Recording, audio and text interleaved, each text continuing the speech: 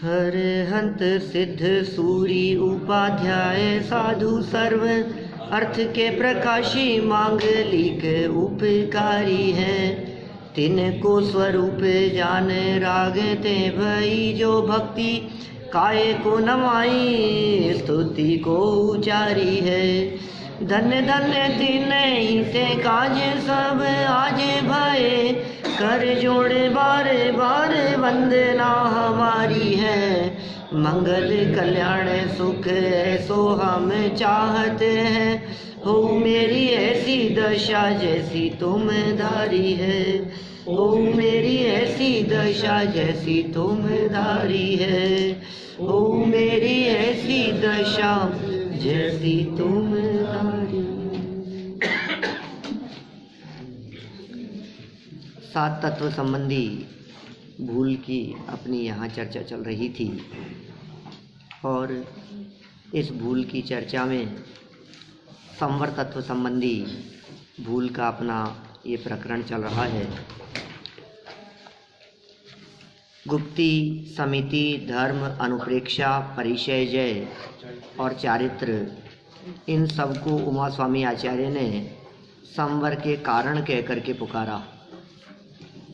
ये सब संवर के कारण हैं। गुप्ती, समिति, धर्म, अनुप्रेक्षा, परिचय जय और चारित्र। इनमें गुप्ती के संबंध में ये जीव क्या भूल करता है तो कहा मन वचन काय की क्रियाओं को जबरन रोकने को गुप्ती समझता है, जबकि वीतराग भाव होने पर जब मन वचन काय की प्रवृत्ति सहज रुके उसका नाम गुप्ती है। इसी तरह से यत्नाचार पूर्वक प्रवृत्ति को समिति समझता है और यह समझता है कि अहिंसादिक का पालन करूंगा तो उससे संवर होगा। तो बहुत सुंदर तर्क दिया था कि हिंसा के परिणामों से पाप बंद होता है और अहिंसा माने रक्षा के परिणामों से संवर मानोगे तो पुण्य बंद किससे होगा। कितनी प्रैक्टिकल ये बात कही गई। इसका मतलब ये हुआ कि यदि अहिंसा के परिणामों से पुण्य बंद होता है, रक्षा के परिणामों से पुण्य बंद होता है, तो संवर कुछ और होना चाहिए। वो संवर वीतराग भावमय है, समिति वीतराग भावमय है। ठीक है ना। समितियां 5 कही थी, ईर्ष्या, भाषा, ऐषणा, आदान निक्षेपण और प्रतिष्ठापना। ये 5 समितियां हैं। खूब चर्चा की अपन ने कल इनके बारे में। वीतराग भाव होने पर ही ये सब होते हैं। लेकिन एक प्रश्न चित्त में खड़ा होता है कि यदि वीतराग भाव को गुप्ती कह रहे हैं, वीतराग भाव को ही समिति कहेंगे, उसे ही धर्म, अनुप्रेक्षा, परिचय जय, चारित्र कहेंगे, तो फिर इनमें अंतर क्या होगा। गुप्ती और समिति में क्या अंतर है फिर, क्योंकि वीतराग भाव का नाम गुप्ती है, वीतराग भाव का नाम समिति है, तो दोनों में अंतर तो होना चाहिए कुछ। कहा अंदर में तो वीतराग भाव और बाहर में मनवचन काय की प्रवृत्ति रुके तब तो गुप्ती, और अंदर में वीतराग भाव और किंचित राग के होने पर जो 4 हाथ जमीन देखकर चलने रूप प्रवृत्ति हुई उसे कहेंगे ईर्ष्या समिति। माने अंतरंग वीतराग भाव के साथ में कॉम्बिनेशन किसका है, समझ में आ रही है बात। तो उस आधार पर, क्योंकि जितने भी नाम पढ़ते हैं वो सब बाहर से पढ़ते हैं। जैसे कल हमने धर्म की चर्चा यहाँ प्रारंभ की, तो ये जीव क्या करता है, बंधादिक के भय से, स्वर्गादिक के लोभ से, क्रोधादिक नहीं करता, उसे समझता है कि मैं उत्तम क्षमा हो गया मेरे। जबकि क्षमा धर्म का धारक तो तब हो जब अंदर से क्रोधादिक करने का अभिप्राय मिटे। सो अभिप्राय तो मिटा नहीं है क्रोधादि करने का, अंदर में तो गुस्सा भरा है लेकिन मौका सही नहीं है, इसलिए क्रोध का प्रदर्शन नहीं करता। तो इसी अभी इसमें 10 बातों में लगाओ। जैसे समझो आप उत्तम क्षमा, उत्तम मार्दव, उत्तम आर्जव, उत्तम शौच, सत्य, संयम, तप, त्याग, अकिंचन, ब्रह्मचर्य, ये जो 10 लक्षण धर्म हैं, इन 10 लक्षण धर्मों में ये 10 एक साथ होते हैं कि 10 क्रम से होते हैं? 10 धर्म एक साथ होते हैं। तो फिर ये 10 हैं कि एक है? धर्म 10 है कि एक है? धर्म के लक्षण 10 है, धर्म तो एक है। जैन धर्म 10 है क्या? जैन धर्म कितने हैं? जैन धर्म तो एक ही है। तो फिर कौन सा धर्म है? वत्थु सहाओ धम्मो, दंसण मूलो धम्मो, चारित्रम खलु धम्मो, है धम्मो वत्थु सहाओ, ये सब धर्म है। वस्तु के स्वभाव का नाम धर्म है, धर्म तो एक ही है। तो फिर ये अलग अलग क्यों कह रहे हो? एक को क्षमा, एक को मार्दव क्यों कहा? नहीं, आखिर ये बात क्या है भाई? देखो सुनो, यदि ये 10 लक्षण धर्म, मैं 10 लक्षण धर्म पे प्रवचन करते समय कहता हूं, बहुत मार्मिक बात है, ध्यान देना। यदि ये 10 लक्षण धर्म चारित्र गुण की पर्याय है, ये तो नक्की है। उत्तम क्षमा आर्जव, उत्तम क्षमा, उत्तम मार्दव, उत्तम आर्जव, तो उत्तम तो सम्यक दर्शन सम्यक ज्ञान की सत्ता का सूचक। बात तो ठीक है ना? उत्तम क्षमा में जो 2 शब्द हैं, उत्तम शब्द किसका सूचक है? सम्यक दर्शन सम्यक ज्ञान। और जो क्षमा है ये है चारित्र। तो उत्तम क्षमा में रत्नत्रय शामिल है। उत्तम मार्दव में उत्तम शब्द सम्यक दर्शन सम्यक ज्ञान का सूचक और मार्दव चारित्र का सूचक। तो क्षमा मार्दव आर्जव आदि क्या है? ये चारित्र गुण की पर्याय हैं। 10 लक्षण धर्म चारित्र गुण की पर्याय हैं। अब मेरा प्रश्न ये है कि यदि ये चारित्र गुण की पर्याय हैं, तो ये चारित्र गुण की पर्याय एक समय में एक होती है या एक समय में अनेक पर्याय होती है? ये तो मूल फंडामेंटल है। एक समय में एक ही पर्याय होगी तो द्रव्य गुण पर्याय वस्तु स्वरूप।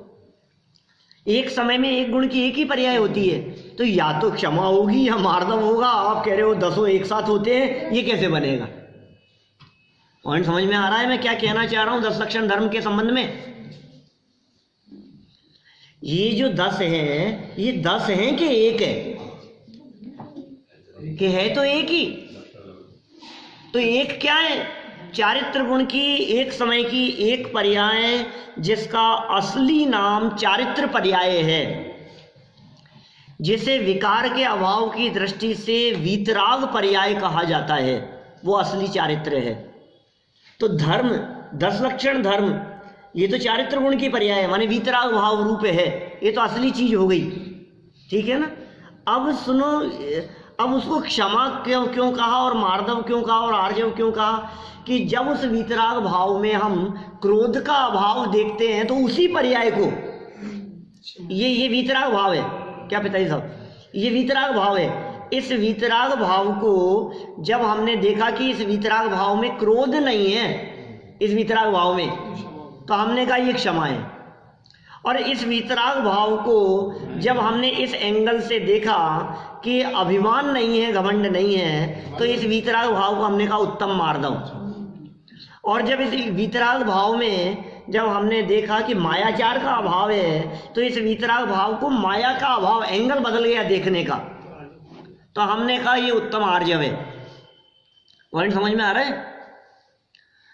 माने ये जो 10 कहे हैं, ये उस वीतराग भाव को देखने के 10 एंगल हैं। पर्याय को अस्थि नास्ति के रूप में देखने का। अस्थि से देखो तो वीतराग भाव है, और अभाव की दृष्टि से देखो तो अलग अलग नाम है उसके, वो विविध नामकरण है उसके।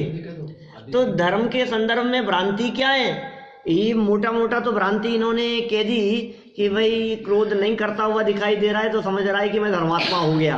अरे तू धर्म का स्वरूप ही नहीं समझता है, वस्तु स्वभाव को समझता नहीं है, और तू कह रहा है धर्म हो गया और संवर हो गया मेरे। ये कैसे होगा संवर? तो संवर प्रकट करने के लिए पहले वस्तु स्वरूप को, सत्य धर्म को समझना पड़ेगा कि ये धर्म क्या है। सत्य स्वरूप वस्तु को पहचाने बिना सत्य धर्म नहीं होता। वो असली जटिल क्यों बनाते चले जा रहे हैं, जब कितनी सी बात थी कि ना मैं मन वचन काय हूँ, न इंद्रिय हूँ, न शरीर। सही बात है। तो जटिल इसलिए है कि ना समझी में जटिलता है। समझदारों को जटिलता नहीं है, ज्ञानियों के लिए जटिलता नहीं है। ज्ञानी तो कहते हैं धर्म बहुत सहज है। ज्ञानी तो ये कहते हैं सबसे सरल है निज पद पाना।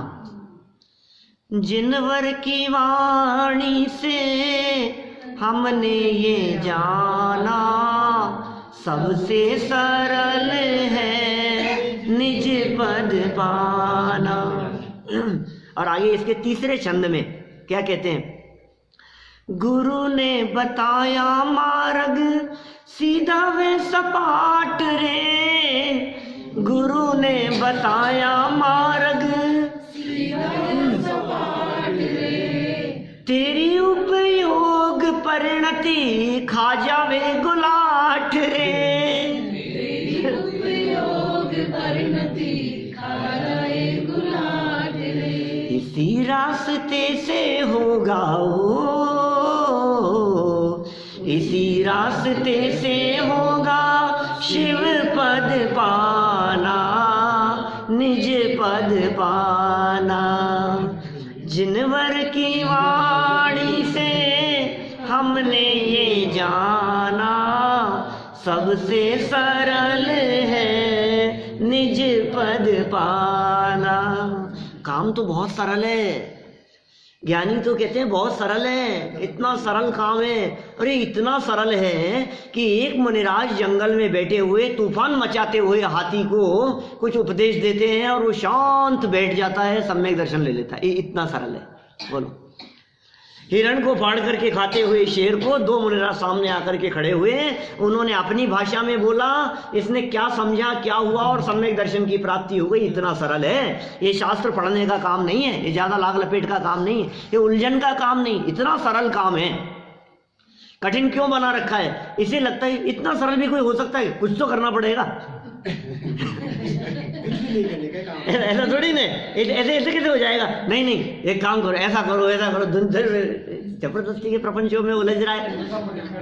नहीं साहब, 2-4 उपवास जब तक नहीं करूं तब तक लगता ही नहीं कि मैंने कुछ किया है। अंदर से वो फीलिंग नहीं आती है इसको कि मैंने कुछ किया है। माने इसको कुछ ना कुछ करने धरने के लिए बाहरी प्रवृत्तियां चाहिए, कुछ उठापटक चाहिए, कुछ आयोजन चाहिए, पंपलेट हो, पोस्टर हो, नाम हो, माइक ऊपर चिल्लाए, अखबारों के अंदर आए, सभा बैठे, लोग इकट्ठे हों, तो वो आज बहुत धर्म हो गया साहब। क्या धर्म हुआ है? तो इसको ऐसे भीड़ में धर्म चाहिए। धर्म भीड़ में नहीं है, धर्म अकेले में है।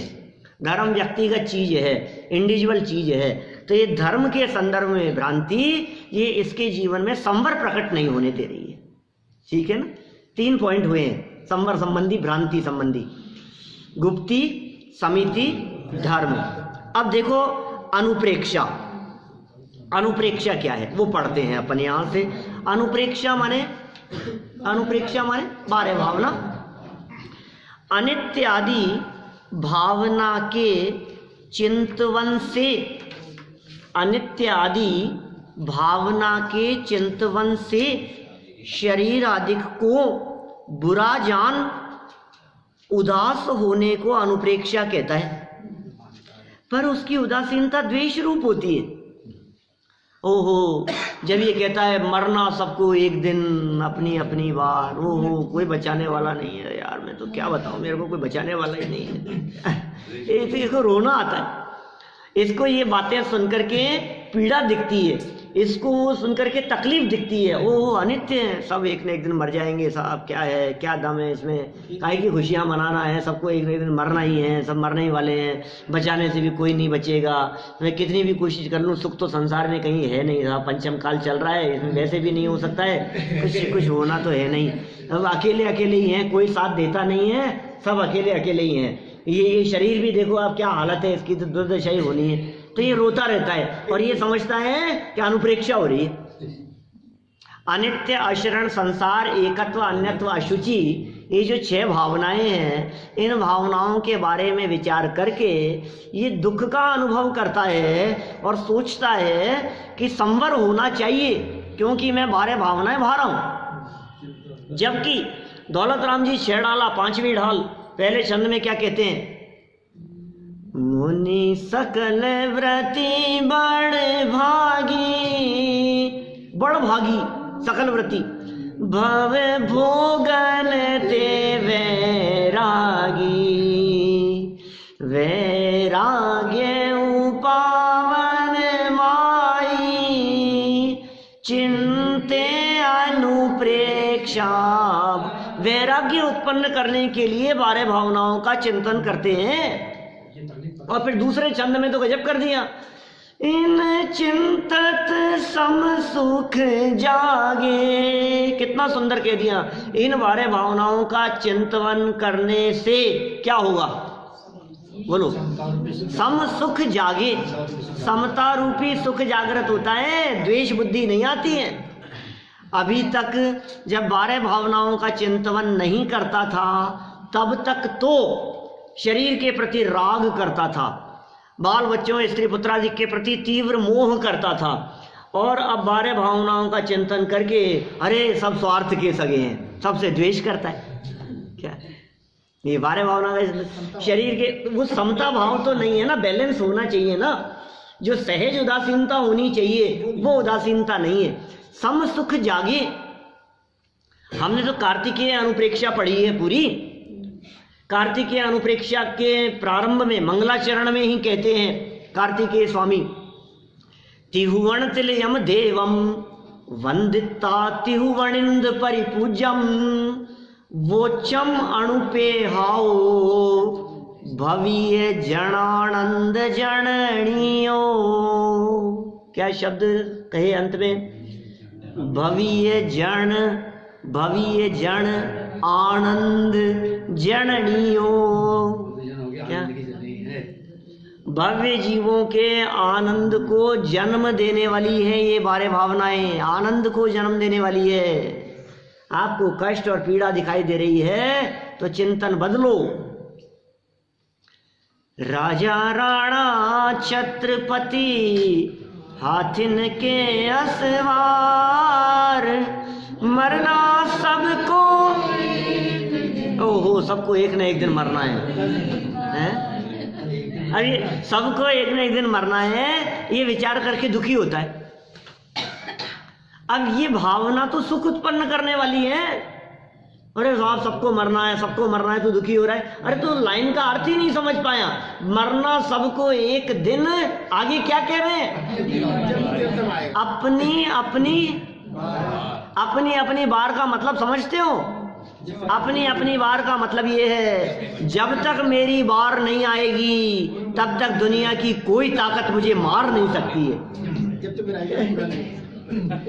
जब तक मेरा नंबर नहीं आएगा, अपनी अपनी बार का मतलब क्या है, मेरा नंबर ही नहीं आया, कोई व्यक्ति मेरे को मारे तो मार नहीं सकता मुझे, ये निश्चिंतता है इसमें। तुझे मौत मौत दिख रही है और तू रोने की बात करता है। और फिर कह रहा है 12 भावनाओं का चिंतन कर रहा हूं मैं। ये 12 भावनाओं का चिंतन रोने के लिए नहीं, रोना मिटाने के लिए है। रोना मिट जाए उसके लिए है 12 भावनाओं का चिंतन। क्या सुंदर बातें कही है। देखो आप, शरीर आदि को बुरा जान करके उदास होने का नाम, उदास हो गया कि क्यों उदास बैठे हो, 12 भावनाओं पे प्रवचन सुना था। तुम्हारी उदासीनता का कारण क्या है? 12 भावनाओं का पाठ करना है, इससे उदासीन होते हैं। कहते हैं ये उदासीनता तेरी द्वेष रूप है, द्वेष बुद्धि से उदासीनता करता है। वस्तु का सही स्वरूप पहचान कर, अनुप्रेक्षा के बारे में कह रहे हैं, वस्तु का सही स्वरूप पहचान कर भला जान राग नहीं करना और बुरा जान द्वेष नहीं करना, ये सच्ची उदासीनता होती है। द्वेष नहीं, बुरा जान करके द्वेष करता है, भला जान करके राग करता है। अपना मान करके बहुत अपनापन कर रहा था, मोह कर रहा था, और ठगों की टोली कह दिया तो तू द्वेष करने लगा उनसे, तो तेरे को वैराग्य भाव कहाँ हुआ, वितराग भाव कहाँ हुआ, द्वेष भाव हुआ। राग और द्वेष दोनों न हो करके जो सच्ची उदासीनता हो इन 12 भावनाओं के चिंतन से, तब जाकर के संवर प्रकट होता है। अरे इन चिंतत सम सुख जागे, जब ऐसी बात कह दी तो समता रूपी सुख जागृत होने का नाम ही तो संवर है। संवर किसका नाम? संवर की परिभाषा क्या है? संवर की कई व्याख्याएं मिलती है शास्त्रों में। आश्रम निरोध संवर की चर्चा की हमने, उपयोग में उपयोग की चर्चा भी की हमने पिछले दिनों में। मैं क्या कह रहा हूं, एक संवर की व्याख्या सुख की उत्पत्ति, समता रूपी सुख का उत्पन्न होना, उसका नाम है संवर। सुख उत्पन्न हुआ। अब इसको सुख उत्पन्न हुआ ही नहीं, वो समझ रहा है संवर हो गया, तो कैसे होगा? संवर सुख का नाम है। और देखो, इस संवर तत्व संबंधी भूल की चर्चा चल रही है यहाँ। एक पहले भी अपन ने संवर तत्व संबंधी भूल की चर्चा पढ़ी है वीतराग विज्ञान पाठमाला में। वहां पर छेड़ाला के आधार पर भूल बतलाई थी, और यहाँ मोक्ष मार्ग प्रकाशक के आधार पर भूल बतला रहे हैं। एंगल अलग अलग है देखने का। वहां जो भूल बतलाई थी, उस भूल में एक बहुत सुंदर पॉइंट था, ज्ञान और वैराग्य आदि इनको कष्टदायक समझता है। क्या लाइन है? कष्टदायक। छेड़ाला की लाइन क्या है? आत्महित हेतु विराग ज्ञान तिलके आपको कष्टदान। बोल, ये है संवर तत्व संबंधी भूल, कष्टदान। अब ये आत्मा का हित करने वाला वैराग्य, ये वैराग्य बढ़ाने वाली है ना 12 भावनाएं। आत्महित हेतु, हित आत्मा का भला जिसमें है, आत्महित हेतु वैराग्य और ज्ञान तेल लखे उसको देखता है तो कहता है अरे इतनी सर्दी बर्दाश्त करनी पड़ेगी भैया, बहुत कठिन काम है। क्या हमसे तो अच्छा केस लॉन्च करना पड़ेगा, एक बाल खींचता है तो तकलीफ होती है हमारे को, तो हाथ से उखाड़ने पड़ेंगे सब, बहुत कष्ट है भैया। तो ये जो वैराग्य ज्ञान तुझे दिखता है, इसको कष्टदायक समझता है, तो क्या संवर होगा? इसका नाम संवर थोड़ी ने है। ये पीड़ा में संवर समझ रहा है, ये तकलीफ में संवर समझ रहा है। संवर आनंद उत्पन्न करने वाली चीज है, और तू समझ रहा है तकलीफ दे रही। कर ले कि ये तकलीफ वाली चीज नहीं है भैया, ये आनंद वाली चीज है। संवर में आनंद है, बिना भेद ज्ञान की तकलीफ भी तकलीफ। हाँ, बिना भेद ज्ञान की तकलीफ ही तकलीफ है। निज को निज पर को पर जान, फिर दुख का नहीं देश निशान। निज को निज जाने, पर को पर जाने, फिर तकलीफ नहीं होगी। तकलीफ ही सारी इस वजह से है कि भेद ज्ञान नहीं। क्या दाढ़ में दर्द हो रहा है कि क्यों हो रहा है? कि दाढ़ तेरी है, तू ऐसा मानता है इसलिए दाढ़ में दर्द है। मानेगी मेरी नहीं है तो दर्द कहाँ है? फिर दर्द गायब हो जाता है। कल पढ़ रहे थे वेद विज्ञान भी छोड़ना पड़ेगा, ये भी विकल्प है। हाँ, क्योंकि वेद विज्ञान देखो विकल्पात्मक है, वो भेद विज्ञान मार्ग है। भाव ये 130 नंबर का कलश है समय सार का। भाव ये भेद विज्ञानम इदम अवच्छिन्न धारया तावत यावत पराच्युत्वा ज्ञानम ज्ञाने प्रतिष्ठते, ये श्लोक है वहां, कल पढ़ा होगा। तो क्या कहते हैं वहां? भाव ये भेद विज्ञानम, भाव ये भाव, क्या भाव? भेद विज्ञान, भेद विज्ञान की भावना भाव। कब तक? इदम अचिन्न धारया, धारावाही रूप से भेद विज्ञान भेद विज्ञान भेद विज्ञान भेद विज्ञान भेद विज्ञान, ये धारा चलनी। ये भेद विज्ञान शब्द नहीं तो थोड़ा नहीं चलेगा। भेद विज्ञान शब्द बोलते जाओ, रटल लगा दी अपन ने ऐसे भेद विज्ञान शब्द की, ऐसा नहीं। फीलिंग में आना चाहिए कि वास्तव में ये सब पर हैं और मैं भिन्न हूं उनसे। विश्लेषण उसका हर कदम कदम पर। तो ये भेद विज्ञान उठते बैठते खाते पीते नहाते धोते सोते हर क्रिया में ये भेद विज्ञान की निरंतर धारा चले कि कब तक? तावत यावत पराच्युत्वा, पर से छूटकर ज्ञानम ज्ञाने प्रतिष्ठते, ज्ञान ज्ञान में स्थित हो जाए, तब तक वेद विज्ञान की धारा बराबर बहाते रहना। हाँ, वो छेड़ा की लाइन है। चलो कोई बात नहीं। अपन क्या कह रहे हैं यहाँ पर कि सच्ची उदासीनता की बात कर रहे हैं भाई, आनंद की बात कर रहे हैं, तो आनंददायक बातें हैं। चलो आगे बढ़ते हैं अपन परिचय जय की तरफ। तो मुझे लगता है ये चलती रहेगी 7 तत्व संबंधी भूल। बहुत दिन हो गए चलते हुए, है ना। खैर उपयोगी तो है ही। हाँ, लास्ट में थोड़ी देर करेंगे नमोकार मंत्र की चर्चा। आज विश्व स्तर पर नमोकार दिवस मनाया जा रहा है।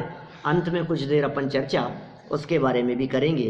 अपने इस विषय की कुछ चर्चा को 5 मिनट कम ले लेंगे, है ना। देखो क्या कह रहे हैं। क्षुधाधिक होने पर, परिचय जय की चर्चा कर रहे हैं, बहुत मार्मिक बात है। क्षुधाधिक होने पर उनके नाश का उपाय नहीं करने को परिचय जय मानता है। भूख लग रही है बहुत तेज और मैंने भोजन नहीं किया, ये समझ रहा है मैंने क्षुधा को जीत लिया। जबकि क्या कह रहे हैं देखो, अंतर में क्लेश रूप परिणाम रहते हैं, उन पर ध्यान नहीं देता। बाहर में तूने समझ लिया कि ऐसा मैंने भोजन नहीं किया, मैंने भोजन नहीं किया, नहीं करना है मेरे को, हम क्षुधा को जीत लिया मैंने, तृषा को जीत लिया मैंने, शुद्ध पिपासा नहीं, क्या है शुद्ध पिपासा जरातंक,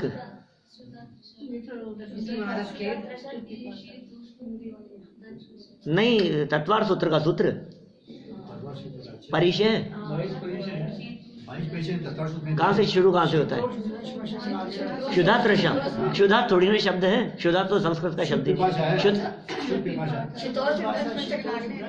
शुद्ध पिपासा जरातंक जन्मांतक वेदना, तो 18 दोष हैं।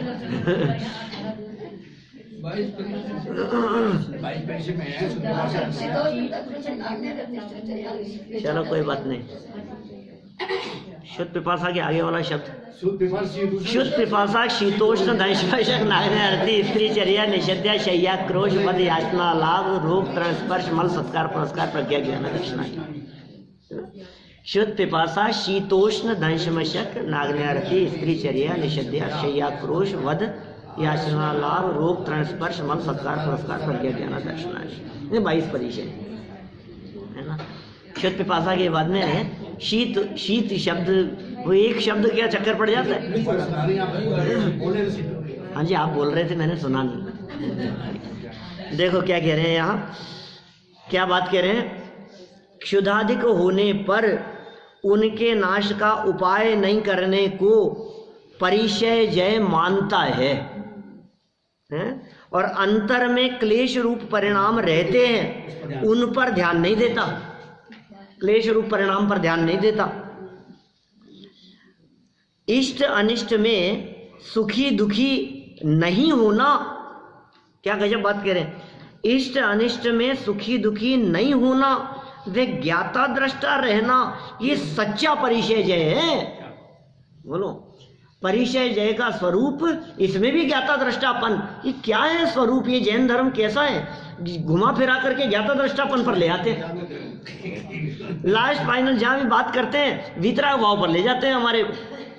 तो क्या कह रहे हैं, सुखी दुखी नहीं होना, ये इष्ट है, ये अनिष्ट है। देखिए यदि आपको भोजन ना मिलने पर वेदना लग रही है और आप उसे बर्दाश्त कर रहे हैं, तो वो परिचय जय नहीं है। वो कब पता लगेगा कि भोजन मिलने पर आनंदित ना हुए तब। पॉइंट समझ में आ रहा है? जैसे आपको ठंड लग रही है, ठंड लग रही है आपको, और ठंड लग रही है तो अब ये क्या कर रहा है, बहुत ठंड लग रही है, बहुत ठंड लग रही है, बर्दाश्त कर रहा है। अब फिर थोड़ी सी कहीं से गर्म हवा आ गई, तो अब ये जो हुआ ना, थोड़ी सी जो उष्णता मिलने पर जो आनंद की अनुभूति हुई, तो पहले जो था ना जिसको बर्दाश्त कर रहा था, वो कष्ट मान करके बर्दाश्त कर रहा था, उसका नाम परिचय जय नहीं है। ये कह रहे हैं इष्ट अनिष्ट में सुखी दुखी नहीं होना। ये कह रहे हैं तकलीफ आई और तकलीफ आने पर मैं दुखी नहीं हुआ, तकलीफ आने पर मैं दुखी नहीं हुआ, तकलीफ आने पर मैं परेशान नहीं हुआ, अब तो परिचय जय हो गया ना। तो कहा तकलीफ मिट जाने पर तू सुखी मानता है ना, क्या ये परिचय है, ये जीतना नहीं है। तो समता भाव कहाँ रहा फिर दोनों में, दोनों परिस्थितियों के अंदर एक रूपता कहाँ रही? ये तो समता भाव एक रूपता की चर्चा कर रहे हैं यहाँ पर। तो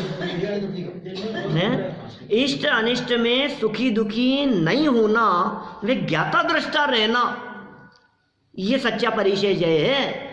ये परिचय तो मुनिराजों के जीवन में कंपलसरी होती है भाई साहब, कंपलसरी होती है। परिचय और उपसर्ग में अंतर की चर्चा मैं कई बार करता हूँ, आज अधिक चर्चा नहीं करना चाहता मैं उसके संबंध में, अनेक बार की है। मैं तो बहुत पॉइंट है मेरे पास में लिखे हुए, व्हाट्सएप पर मैंने लिख करके भेजे थे कई जगह, लोग पूछते हैं तो क्या उपसर्ग होता है, क्या परिचय होता है, लोग अंतर नहीं समझ पाते हैं।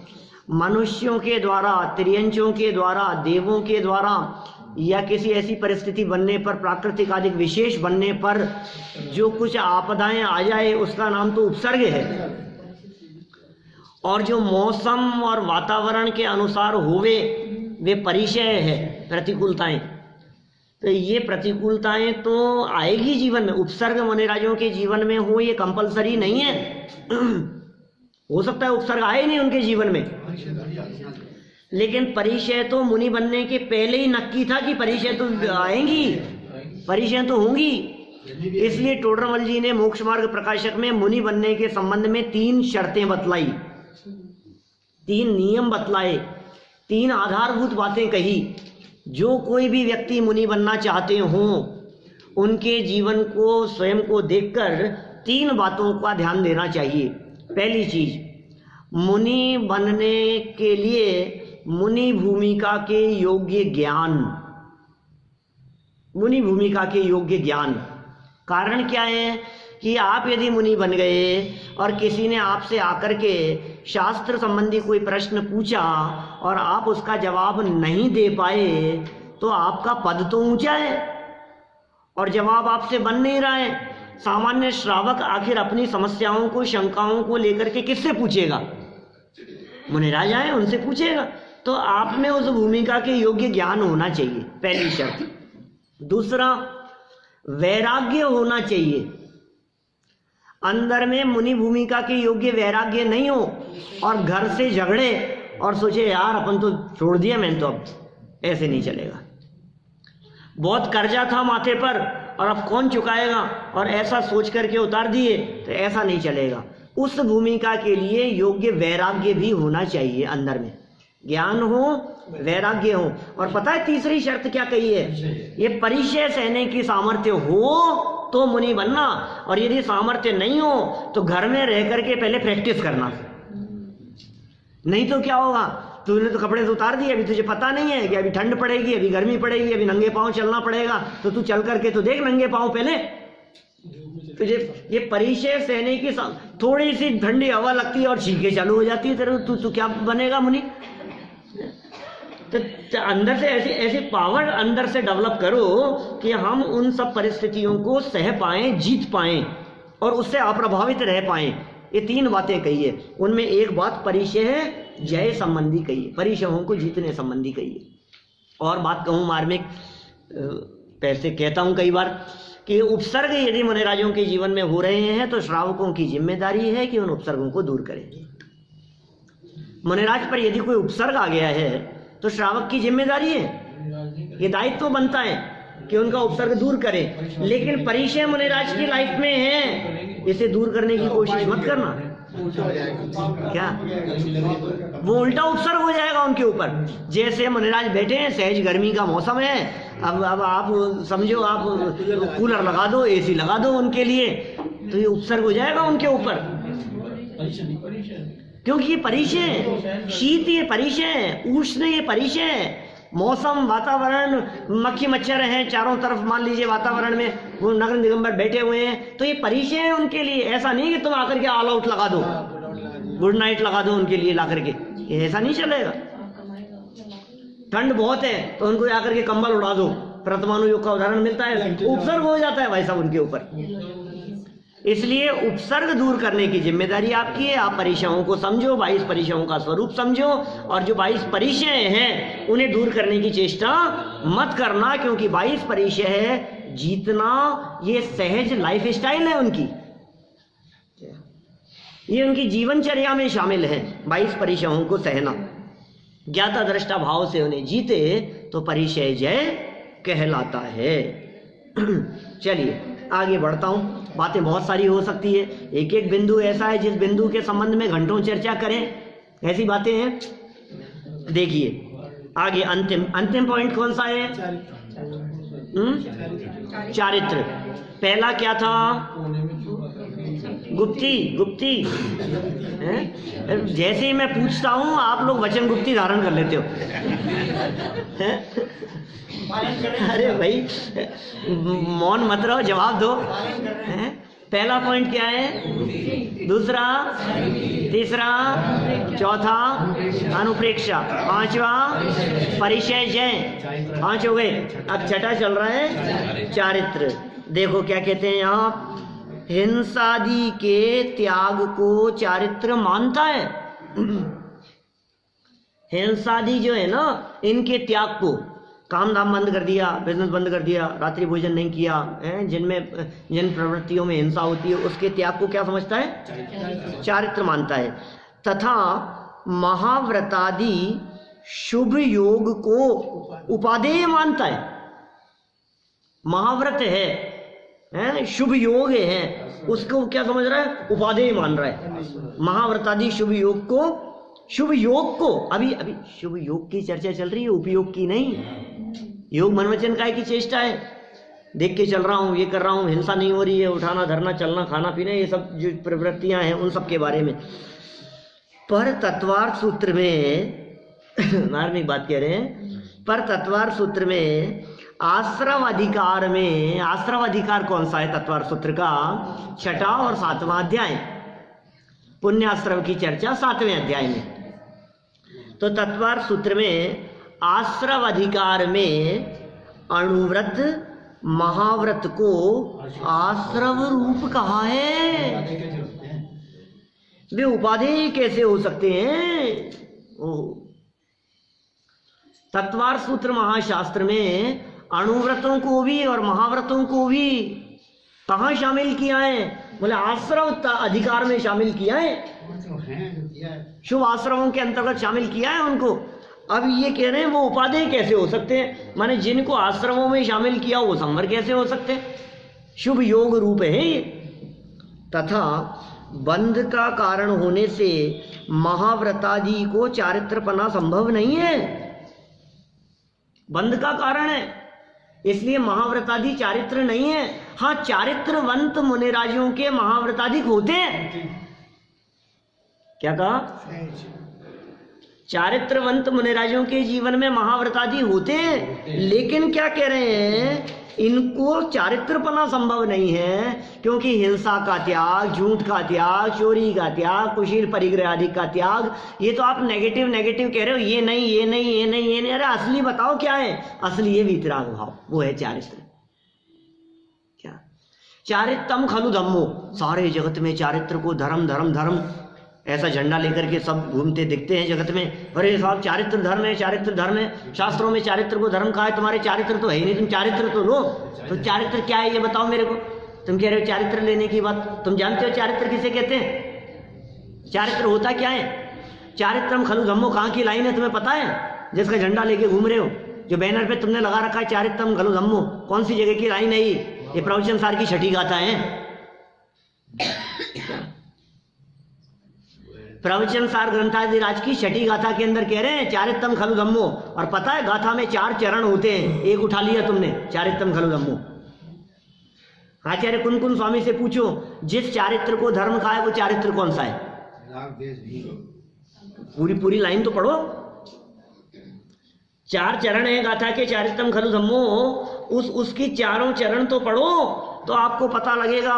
मोह और क्षोभ से रहित, माने मोह राग और द्वेष से रहित समता भाव, वो चारित्र है और वो चारित्र धर्म है, ऐसा कुंदाचार्य कह रहे हैं। अरे इस चारित्र को नहीं कह रहे कि रात्रि भोजन छोड़ दिया, पानी छान करके पीता हूँ, जमी गंध का त्याग कर दिया, ये चारित्र हो गया। ये जड़ की क्रिया है। चारित्र ही बस धर्म है, वह धर्म